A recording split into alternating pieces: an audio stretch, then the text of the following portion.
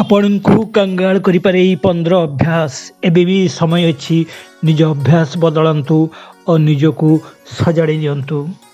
ପ୍ରଥମେ, ଅପରିଷ୍କାର। ନିଜ ଆଖପାଖ ଜାଗାକୁ ଆଦୌ ଅପରିଷ୍କାର ଅପରିଚ୍ଛନ୍ନ ରଖନ୍ତୁ ନାହିଁ। ଯଦି ଆଖପାଖରେ ଅଳିଆ ଆବର୍ଜନା ରହୁଛି, ତେବେ ଏହାର ନକାରାତ୍ମକ ପ୍ରଭାବ ଆପଣଙ୍କ ଉପରେ ପଡ଼ିପାରେ। 2. ନଖ ଚୋବାଇବା। ଯଦି ଆପଣଙ୍କର ନଖ ଚୋବାଇବା ଅଭ୍ୟାସ ଅଛି, ତୁରନ୍ତ ଛାଡ଼ନ୍ତୁ, କାରଣ ନଖ ଚୋବାଇଲେ ବ୍ୟକ୍ତିର କୁଣ୍ଡଳୀରେ ସୂର୍ଯ୍ୟ ଗ୍ରହ ଦୁର୍ବଳ ହୋଇଯାଏ, ଫଳରେ ବ୍ୟକ୍ତିର ମାନ ସମ୍ମାନ, ସ୍ୱାସ୍ଥ୍ୟ ଏବଂ କାର୍ଯ୍ୟ ପ୍ରଣାଳୀ ଉପରେ ଖରାପ ପ୍ରଭାବ ପକାଏ। 3. ପାଦ ହଲାଇବା। ବସିଥିବା ବେଳେ ପାଦ ହଲାଇବା ଅଭ୍ୟାସ ଯଦି ରହିଛି, ତେବେ ତୁରନ୍ତ ଏହି ଅଭ୍ୟାସ ବଦଳାଇ ଦିଅନ୍ତୁ, କାରଣ ଗୋଡ଼ ହଲାଇବା ଦ୍ୱାରା ବ୍ୟକ୍ତି ମନରେ କିଛି ନା କିଛି କଥା ଘୁରି ବୁଲୁଥାଏ। ଏମିତି ଲୋକଙ୍କ କୁଣ୍ଡଳୀରେ ଚନ୍ଦ୍ର ଦୁର୍ବଳ ହୋଇପଡ଼େ। 4. ପଶୁପକ୍ଷୀଙ୍କୁ ଖାଦ୍ୟ ନ ଦେବା। ଯଦି ଆପଣ ପଶୁପକ୍ଷୀଙ୍କୁ ଖାଦ୍ୟ ଦେଉନାହାନ୍ତି, ଦେବା ଆରମ୍ଭ କରନ୍ତୁ, କାରଣ କଥା କହିପାରୁନଥିବା ଏହି ପଶୁପକ୍ଷୀମାନଙ୍କୁ ଯଦି ଆପଣ ଦାନା ଦେଉଛନ୍ତି, ତେବେ ଅଶୁଭ ଗ୍ରହ ବି ଶୁଭ ଫଳ ଦିଏ। ବୁଧ ଗ୍ରହ ଶକ୍ତିଶାଳୀ ହୁଏ, କ୍ୟାରିୟର ପାଇଁ ରାସ୍ତା ଖୋଲିଯାଏ। 5. ବିଛଣା ଉପରେ ଅପରିଷ୍କାର ଚାଦର ପକାଇବା। ଯଦି ଆପଣ ଶୋଇବା ବିଛଣାରେ ଚିରା ଓ ଅପରିଷ୍କାର ଚାଦର ପକାଉଛନ୍ତି, ତେବେ କେବଳ ସ୍ୱାସ୍ଥ୍ୟ ଉପରେ ନୁହଁ, ବାସ୍ତୁଶାସ୍ତ୍ର ଅନୁସାରେ ମନୋଦଶା ଓ ଆର୍ଥିକ ଜୀବନ ଉପରେ ମଧ୍ୟ ନକାରାତ୍ମକ ପ୍ରଭାବ ପକାଏ। ଏମିତି ଚାଦର ଖରାପ ବାତାବରଣ ସୃଷ୍ଟି କରେ, ବାସ୍ତୁ ଦୋଷ ସୃଷ୍ଟି କରେ, ଯାହା ଅର୍ଥନୈତିକ ସମସ୍ୟାକୁ ଆମନ୍ତ୍ରଣ କରେ। 6. ଛିଦ୍ର ହୋଇଥିବା ଅନ୍ତବସ୍ତ୍ର ପିନ୍ଧିବା। ହିନ୍ଦୁ ଧର୍ମ ମାନ୍ୟତା ଅନୁସାରେ ଛିଦ୍ର ଥିବା କୌଣସି ପୁରୁଣା ଓ ଚିରା ଲୁଗା ପିନ୍ଧିବା ଉଚିତ ନୁହଁ। ଏହା ଦାରିଦ୍ର୍ୟକୁ ନିୟନ୍ତ୍ରଣ କରେ। ଏହାଛଡ଼ା ଏମିତି ଲୁଗା ପିନ୍ଧିବା ଦ୍ୱାରା ସମ୍ମାନ ସହ ଆତ୍ମବିଶ୍ୱାସ କମେ, ଫଳରେ ଏହାର ପ୍ରଭାବ କାମ ଉପରେ ପଡ଼େ। ମଇଳା ଲୁଗା ପିନ୍ଧିବା କେବଳ ସ୍ୱାସ୍ଥ୍ୟଗତ ଦୃଷ୍ଟିରୁ ନୁହଁ, ଆଧ୍ୟାତ୍ମିକ ଦୃଷ୍ଟିରୁ ମଧ୍ୟ ଅଶୁଭ। 7. ଖାଦ୍ୟ ଖାଇ ବାସନରେ ହାତ ଧୋଇବା। ଖାଦ୍ୟ ଖାଇ ବାସନରେ ହାତ ଧୋଇଲେ ହିନ୍ଦୁ ଧର୍ମ ବିଶ୍ୱାସ ଅନୁସାରେ ଲକ୍ଷ୍ମୀ ଅନ୍ନପୂର୍ଣ୍ଣା ଅସୁଖୀ ହୋଇଯାଆନ୍ତି।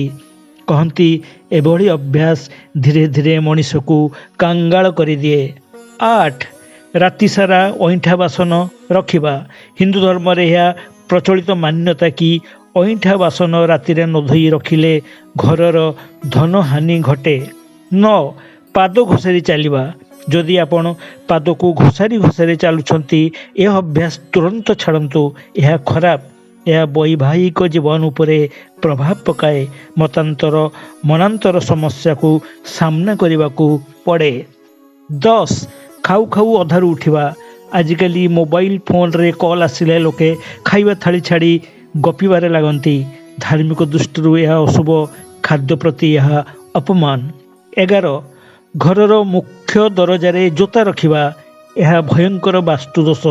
ଜୋତା ଚପଲ ବାହାରର ନକାରାତ୍ମକ ଶକ୍ତିକୁ ଘରକୁ ଆଣେ ଓ ଘରର ବାତାବରଣକୁ ଦୂଷିତ କରେ। ଘର ସାମ୍ନାରେ ଜୋତା ଚପଲ ରଖିଲେ ସୌଭାଗ୍ୟର ବରଦାନ ମିଳେ ନାହିଁ। 12. କଣ୍ଟାଯୁକ୍ତ ଗଛ ଲଗାଇବା। ବାସ୍ତୁଶାସ୍ତ୍ର ଅନୁସାରେ ଘରକୁ ସବୁଜ ରଖିଲେ ସକାରାତ୍ମକ ଶକ୍ତି ବଢ଼େ, କିନ୍ତୁ ନଜର ରଖିବା ଦରକାର, ଘରେ କେବେ ବି କଣ୍ଟାଯୁକ୍ତ ଗଛ, ବୃକ୍ଷ, ଗୁଳ୍ମଲତା ଲଗାଇବେ ନାହିଁ। ଏହା ନକାରାତ୍ମକ ଶକ୍ତି ବଢ଼ାଏ। 13. ଭୁଲ ଜାଗାରେ ଝାଡ଼ୁ ରଖିବା। ଘରର ଝାଡ଼ୁ ଲକ୍ଷ୍ମୀଙ୍କ ବାସ। କହନ୍ତି, ଧନ ବୈଭବ ପାଇଁ ଝାଡ଼ୁ ବିଶେଷ ଭୂମିକା ନିଏ। ସେଥିପାଇଁ ଝାଡ଼ୁ ଉପରେ କେବେ କାହାର ନଜର ପଡ଼ିବାକୁ ଦିଅନ୍ତୁ ନାହିଁ। ଗୋଟିଏ ପାଖରେ ଏହା ଲୁଚାଇ ରଖନ୍ତୁ। ଏହା ଛଡ଼ା ଝାଡ଼ୁରେ କେବେ ଗୋଡ଼ ଲଗାଇବା ଉଚିତ ନୁହେଁ। ଏହା ମାତା ଲକ୍ଷ୍ମୀଙ୍କ ପ୍ରତି ଅପମାନ। 14. ବାଥରୁମରେ ଖାଲି ବାଲ୍ଟି ରଖିବା। କିଛି ଲୋକଙ୍କର ଅଭ୍ୟାସ, ଗାଧୋଇବା ପରେ ବାଥରୁମରେ ଖାଲି ବାଲ୍ଟି ରଖିଦିଅନ୍ତି, ଯାହା ବାସ୍ତୁରେ ବର୍ଜିତ। ବାଲ୍ଟିରେ ପାଣି ଭର୍ତ୍ତି କରି ରଖନ୍ତୁ, ଫଳରେ ନକାରାତ୍ମକ ଶକ୍ତି ଦୂରେଇ ଯାଏ। ଏବଂ ଶେଷରେ 15. ଅଳିଆ ବାଲ୍ଟିକୁ ବାହାରେ ରଖିବା। ବାସ୍ତୁଶାସ୍ତ୍ର ଅନୁସାରେ ଘରର ଡଷ୍ଟବିନ୍ ବା ଅଳିଆ ବାଲ୍ଟିକୁ ଘରର ଦକ୍ଷିଣ ପଶ୍ଚିମ ବା ଉତ୍ତର ପଶ୍ଚିମ ଦିଗରେ ରଖନ୍ତୁ। ଘର ବାହାରେ କେବେ ରଖନ୍ତୁ ନାହିଁ। ଏହା ଆପଣଙ୍କ ପାଇଁ ମଙ୍ଗଳମୟ। ଆଉ ଏଇ 15 କଥା ଯଦି ଆପଣ ମାନୁଛନ୍ତି, ବାସ୍ତୁଶାସ୍ତ୍ର କହୁଛି, ଆଧ୍ୟାତ୍ମିକ ଶାସ୍ତ୍ର କହୁଛି, ଏହା ଆପଣଙ୍କ ପାଇଁ ନିଶ୍ଚୟ ମଙ୍ଗଳ।